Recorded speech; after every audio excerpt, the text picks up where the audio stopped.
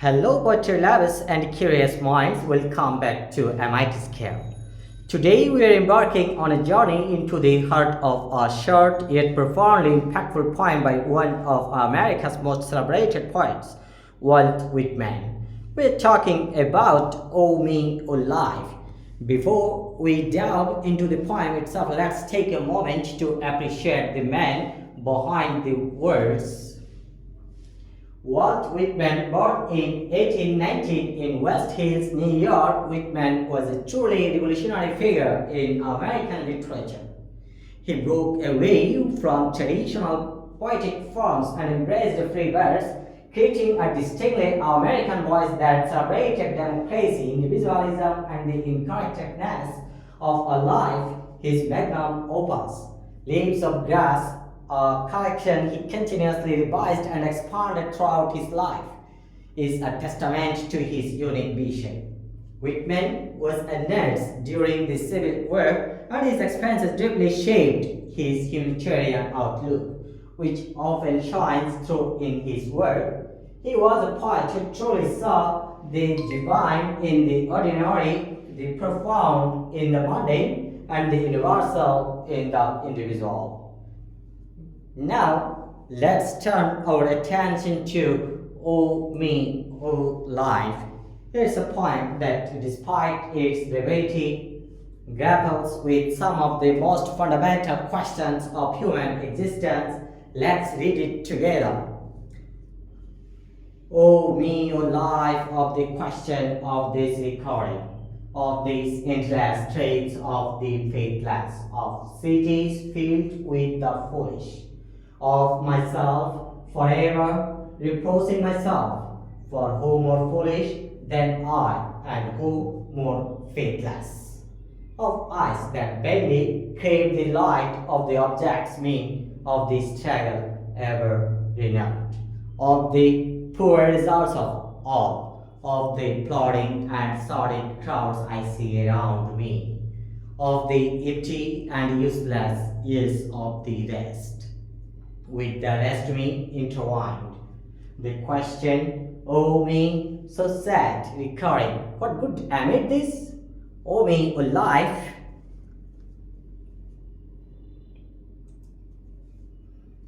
Last part of this poem, that you are here, that life exists and identity, that the powerful play goes on, and you may contribute a verse.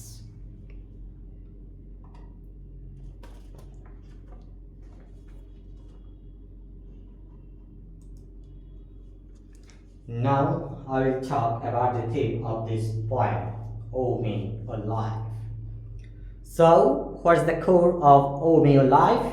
At its heart, the poem explores themes of existentialism, disillusionment, and ultimately the discovery of purpose.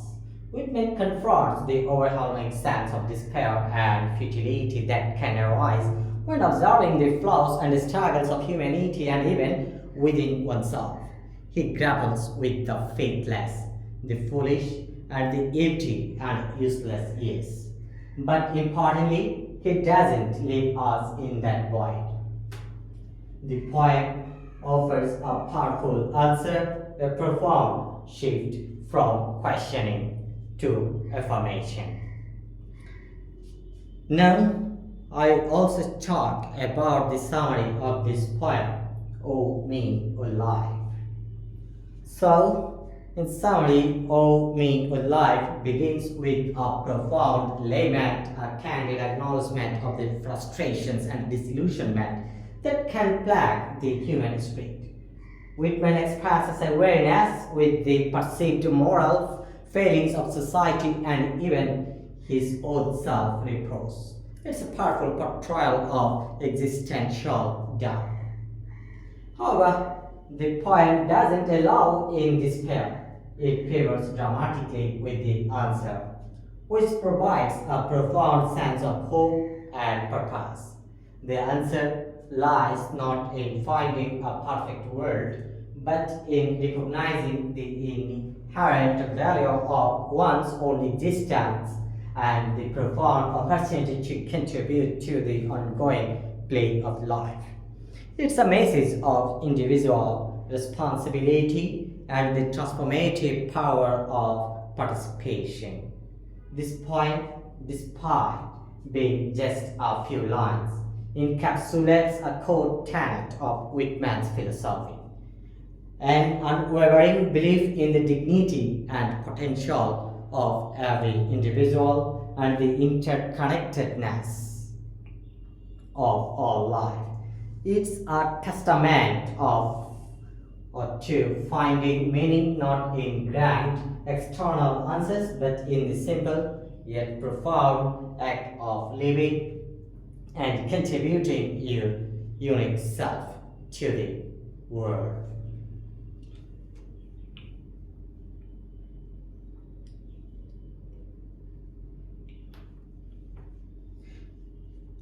Let's break it down stanza by stanza, or rather, through thought by thought, as it essentially one long question followed by an answer. The first part of the poem, starting with "O me, O life," of the questions of this recording, is a litany of observations that lead to a deep sense of despair. Whitman lists of the endless traits of the faithless of cities filled with the foolish. Here he is lamenting the moral decay and the lack of genuine connection he sees in society. The faithless aren't necessarily without religious faith, but perhaps lacking faith in humanity, in ideals, or in a greater purpose. The foolish are those acting without wisdom or consideration. Of myself forever reposing myself, for who more foolish than I and who more faithless? This is a crucial turn. Whitman doesn't just point fingers outwards. He turns the mirror on himself, admitting to his own imperfections and self-doubt. This personal vulnerability makes the poem incredibly relatable. Of eyes that vainly crave the light of the objects me of the struggle ever renewed. Here he observes a yearning for something more, a light, but also the pursuit of mean or trivial things. Life is presented as a relentless, never-ending struggle of the poor results of all of the plodding and sorry crowds I see around me. There is a sense of disillusionment with the outcomes of human endeavor and weariness at the monotonous, uninspired existence of many. Of the empty and useless years of the rest with the rest me intertwined. In this line, he emphasizes the shared human condition of feeling a lack of fulfillment and purpose, with the poet himself is deeply entangled in this shared experience. And all of this culminates in that poignant, repetitive question, the question, "Oh me, so sad, recurring, what good amid this, oh me, your life?" This is the cry of existential amongst the deep human desire to find meaning in a world that often seems devoid of it.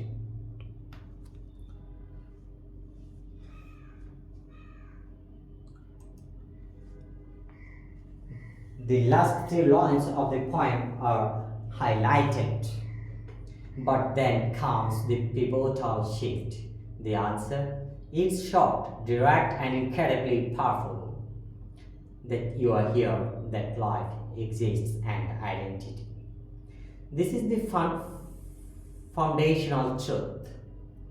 The very fact of existence, of being present, of having an individual identity is the first and most fundamental answer It's a reminder of the sheer miracle of being alive, regardless of the perceived flaws around us. That the powerful play goes on and you may contribute a verse.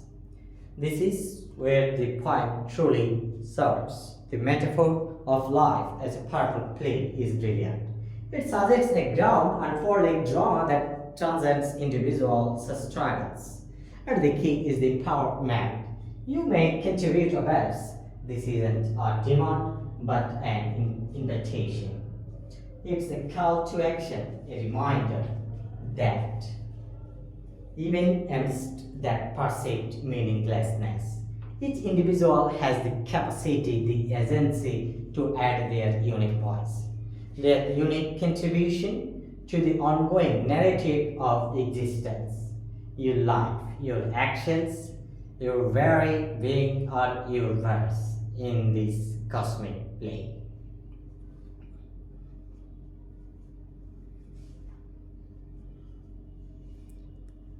And that, my friends, is the beauty and enduring power of Walt Whitman's "Oh Me, O Lord." It's a poem that encourages us to confront our doubts, acknowledge the imperfections of the world, but ultimately to find our place and contribute our unique parts to the grand symphony of life. What are your thoughts on "Oh Me, O Life"?